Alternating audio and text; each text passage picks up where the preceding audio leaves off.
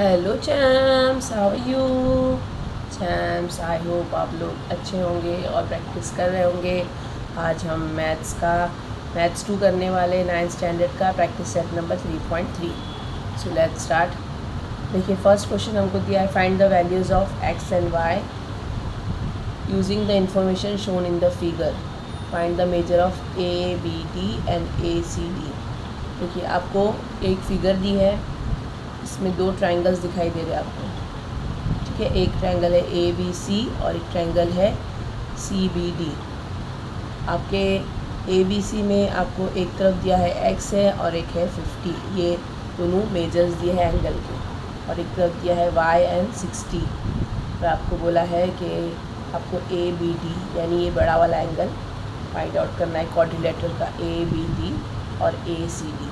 ठीक है चैम्स, हमको पहले तो देखना है कि फिगर में क्या दिया है हमको ये दिया है कि ए बी सेगमेंट जो है वो कॉन्ग्रेंट है ए सी सेगमेंट के, और बी डी कॉन्ग्रेंट है डी सी सेगमेंट के। ठीक है चैम्स, ये हमको देखना है। तो जिससे हम क्या पता चल रहा है कि ए बी सी जो ट्रायंगल है वो आइसोसेल्स ट्रायंगल है। क्यों? क्योंकि इसके दो साइड्स, दो सेगमेंट्स जो है वो इक्वल है। ठीक है, फिर वैसे ही बी डी सी, ये इसमें भी बी डी और डी सी जो है वो सेगमेंट कॉन्ग्रेंट है, इसका मतलब ये भी आइसोसेल्स ट्रायंगल है। चांस जब आइसोसेल्स ट्रायंगल होते हैं ना, ये अगर दो सेगमेंट कॉन्ग्रेंट है तो इनके सामने वाले एंगल्स भी कॉन्ग्रेंट होने चाहिए। तो ए बी के सामने आपको 50 दिया है और ए सी के सामने आपको एक्स दिया है, तो इसका मतलब ये अगर 50 है तो ये भी 50 होगा। वैसे ही सेम ये भी आइसोसेल्स ट्रायंगल है। अगर इसके सामने y दिया है, इसके सामने 60 दिया है, तो ये दोनों कॉन्ग्रेंट है, इसका मतलब ये दोनों भी एंगल्स भी कॉन्ग्रेंट होंगे। चैम्स, लिखना कैसे देख लेते हैं। देखिए, लिख लेना है सॉल्यूशन पहले तो।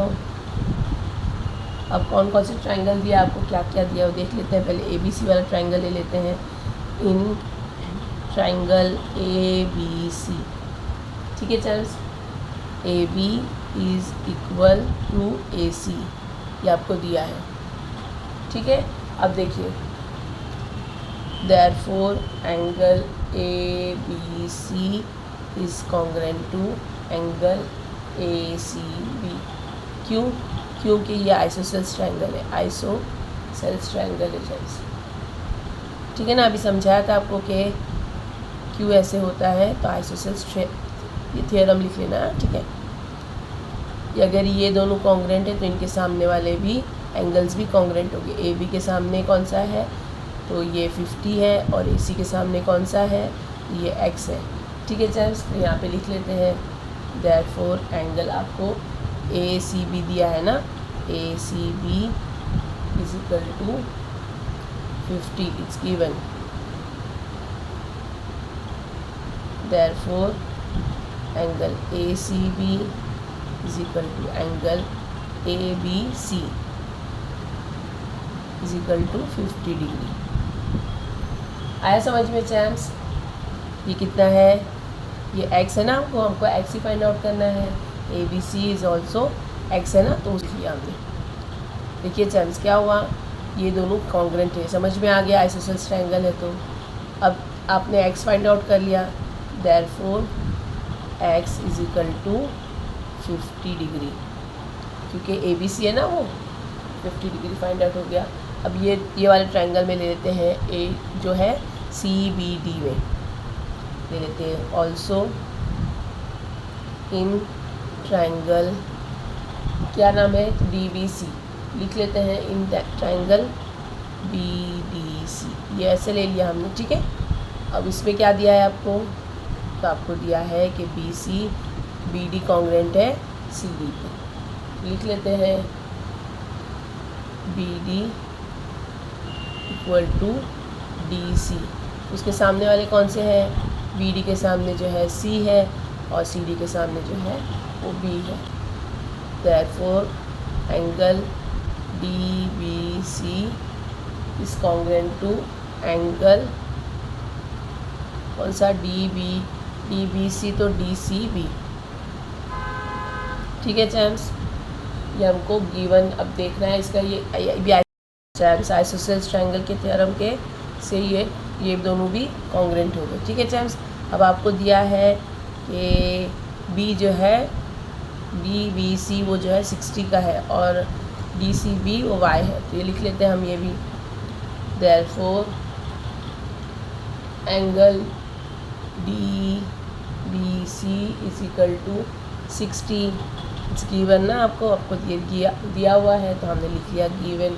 उसके बाद में therefore angle D B C, और कौन सा एंगल दो है, तो एंगल डी सी बी, दोनों भी कितने के हो गए, 60 के। Therefore y angle also is of 60।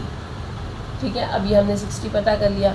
अब यहाँ पे देखिए आपको ये दो एंगल मिलेंगे ए बी सी और सी बी डी, ये दोनों मिलाएंगे तो आपको कितने होते हो देखना है। ये आपने 50 फाइंड आउट किया और ये 60 कितना हो गया चैम्स, आपका 110 हो जाएगा। सेम यहाँ पे ए सी बी और बी सी डी को कितना फाइंड आउट किया आपने, 60, तो ये दोनों भी हम फाइंड आउट कर सकते हैं। तो यही दोनों आपको पूछने बोला है, लिखने बोला है। ठीक है चैम्स, तो यहाँ लिख लेते हैं हम लोग। अब आपको क्या हो गया, ये हो गया y60।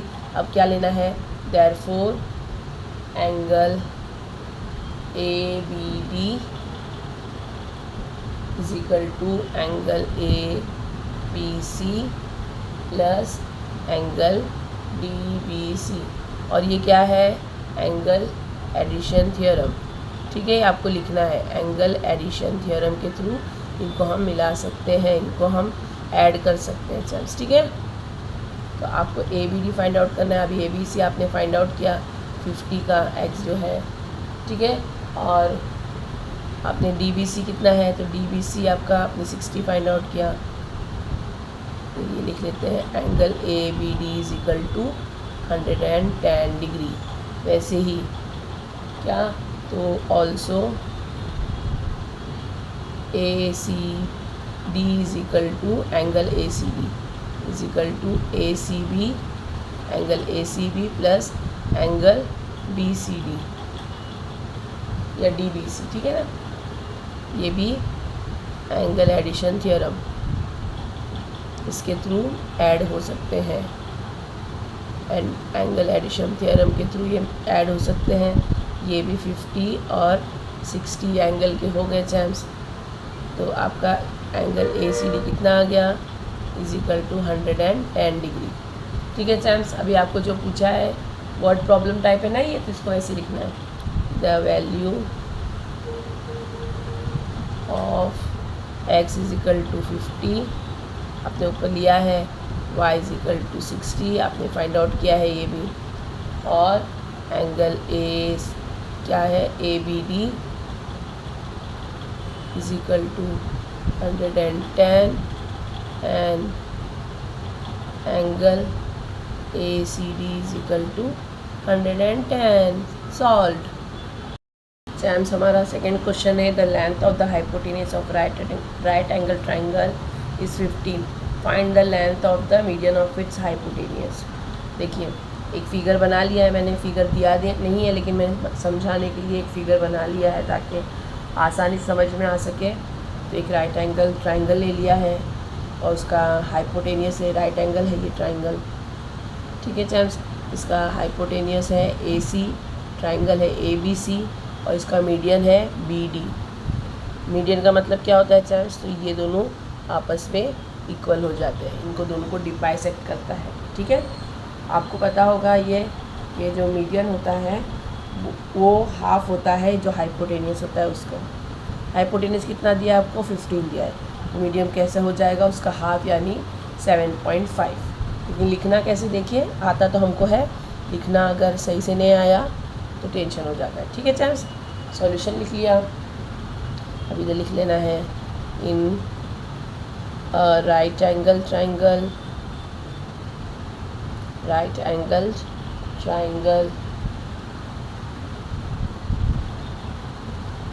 the length of its median, sorry, it's of the median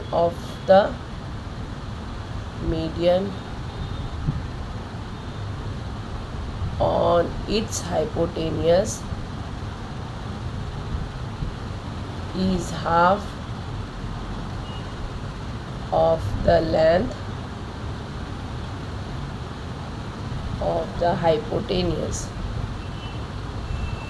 यानी एक राइट एंगल ट्राइंगल में एक लेंथ ऑफ मीडियन जो होती है हाइपोटेनियस पे, अगर हाइपोटेनियस को ये कर रही है ना, बाइसेक्ट कर रही है, तो ये हाइपोटेनियस के हाफ होती है। यही हमने लिखा है यहाँ पे चैम्प्स, ठीक है ना। और यही होता है, यही थ्योरम है, ठीक है। और आपको दिया है the length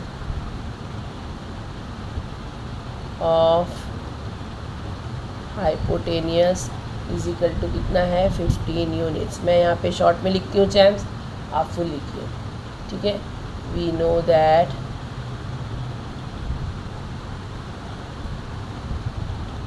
the length of median on its hypotenuse, hypotenuse पे ना median, is equal to half into length of hypotenuse.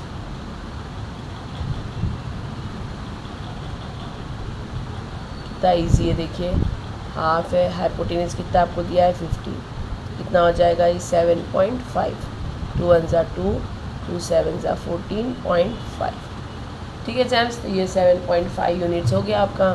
अब देखिए, अभी आपको वर्ड प्रॉब्लम में दिया है ना, उसको वर्ड प्रॉब्लम में ही सॉल्व आंसर भी आपको करना है चैम्प्स, ठीक है। ये यूनिट्स लिख लिया मैंने। देयरफॉर द लेंथ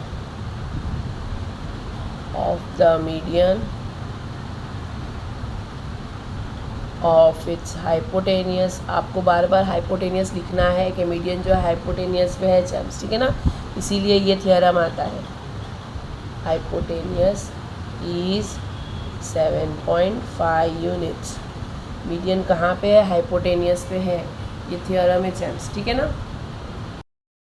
चैम्प्स हमारा थर्ड क्वेश्चन दिया है, in triangle P Q R angle Q is equal to 90, P Q is 12, Q R is 5 and Q S is the median, find length of Q S. देखिए एक figure बना लिया, आपको figure दिया नहीं है लेकिन मैंने बना लिया आपके समझाने को। ट्राइंगल पी क्यू आर, उसमें Q 90 डिग्री का है, तो ये हाइपोटेनियस हो गया, पी आर जो है हाइपोटेनियस हो गया। आपको पी क्यू दिया है 5 सेंटीमीटर का, 5 यूनिट का दिया है, क्यू पी जो है 12 का दिया है, और क्यू एस मीडियन है। अभी हमने देखा सेकेंड वाले क्वेश्चन में क्यू एस जो होता है तो बाइसेक्ट करता है, जो हाइपोटेनियस है उसको बाइसेक्ट कर देता है, ठीक है ना। यानी आर एस और एस पी ये दोनों जो है हाफ हाफ हो, दोनों भी है इक्वल हो गए हैं, ठीक है ना। R S is equal to S P, और हमको ये पता है कि जो मीडियन होता है हाइपोटेनियस पे, तो हाइपोटेनियस का हाफ होता है। आपको क्यू एस ही बोला है ना फाइंड आउट करने, क्यू एस क्या है, मीडियन है आपका, तो हम लिख लेते हैं। जब सेकेंड का एग्जैक्ट है वही है ना, तो आपको और अच्छे से आज समझ में आ जाएगा। In triangle P Q R angle Q is equal to 90 degree, ये लिखना है आपको, 90 डिग्री का है, ये हमको गिवन है। अगर ये 90 डिग्री का हो गया तब ये राइट एंगल ट्राइंगल है, उसका हाइपोटेनियस आ रहा है ना चैम्प्स, लिखना है। There triangle P Q R is a right angle triangle, ठीक है, ये लिखना है आपको, right angle triangle. Then by Pythagoras theorem,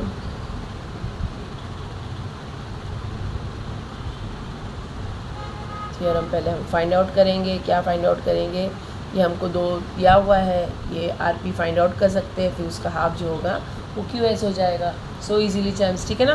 तो देखिए इसका हाइपोटेनियस क्या है, हाइपोटेनियस है पी आर, तो पी आर एक तरफ हो जाएगा, P R square is equal to R Q square plus Q P square. Champs I hope आपको याद होगा, ये पाइथागोरस हमने बहुत किया है और बहुत इजी होता है। पी आर हमको फाइंड आउट करना है, R Q is 5, value put on कर रहे हैं, क्यू पी जो है वो 12 है, ठीक है। अब 5 का स्क्वायर यानी 25, 12 का स्क्वायर यानी 144, इनको ऐड कर देंगे 169 आ रहा है, ये क्या आ गया है, P R square. Therefore P R कितना हो जाएगा champs, P R is equal to 169 लेना है। 169 का तो स्क्वायर कितना है, 13 का स्क्वायर है। पी आर आपके पास आ गया 13, ठीक है। तो अभी आर एस और ये इसको पी आर आ गया आपके पास 13, तो क्यू एस कितना हो जाएगा, इसका half of the R P R, ठीक है चैम्स, ईजी है ना। यहाँ लिख लेंगे in triangle P Q are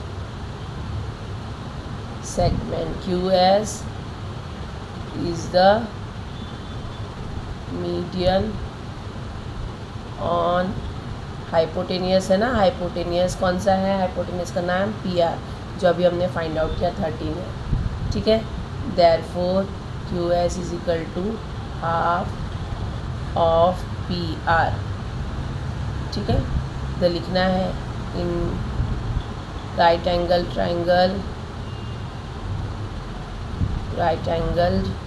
triangle the length of its median on the hypotenuse is half of the length of hypotenuse, ठीक है चैम्स। ये आपको लिखना है, क्या है इसका लिखना पड़ता है, तो आपको देख therefore Q S is equal to half of कितना है 13 का ना, देयरफॉर कितना हो गया 2 1 2 2 6 12.5, क्यू एस कितना आ गया आपका 6.5 यूनिट्स, ठीक है champs. Hence the length of QS is 6.5 units. So easily solved chams. Chams, in the figure point G is the point of co-occurrence of median of triangle PQR. If GT is 2.5, find the length of PG and PT. देखिए आपको ये figure दी गई है, इसमें triangle है P Q are और ये कोकरेंस point है। कोकरेंस पॉइंट क्या होता है चैम्स, तो इनके ये जो तीनों भी सेगमेंट है ना पी क्यू पे बाइसेक्ट है। ये आर वाली लाइन जो है उसमें पॉइंट नहीं दिया है, लेकिन आपको समझा देती हूँ। पी क्यू का ये दोनों को बाइसेक्ट कर रहा है, आर से जो जा रही है ना बाइसेक्टर वो, फिर जो है पी आर को बाइसेक्ट करने वाला कौन सा है, तो क्यू से जो लाइन जा रही है वो, ठीक है। ये मीडियन जा रहा है, इन दोनों को बाइसेक्ट कर रहा है। और ये जो है पी टी ये बाइसेक्ट कर रही है क्यू आर को, ठीक है चैम्स। अब जब ये कोकरेंस पॉइंट है, यानी तीनों के भी एक ही तरफ पॉइंट आ रहा है ना, ये तीनों मीडियन का एक ही पॉइंट आ रहा है, तो इसको कोकरेंस पॉइंट कहते हैं। कोकरेंस पॉइंट जो होता है ना, जिसको भी ये ले जाता है तो 2/1 पार्ट में करता है, यानी ये 1 पार्ट हो जाएगा, ये 2 पार्ट हो जाएगा, ठीक है। 2/1 पार्ट में ये इसको डिवाइड करता है, ये 2 पार्ट हो जाएगा पीजी और जीटी जो है 1 पार्ट में हो जाएगा, यानी टोटल ये 3 पार्ट हो जाते हैं।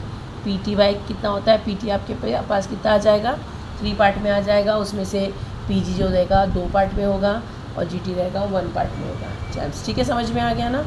अभी अगर ऐसे ही होता, यहाँ पे कोई नंबर दिया होता, यहाँ पे कोई भी अगर हम ले लेते अपनी तरफ से ले रही है चैम्स, ठीक है ना।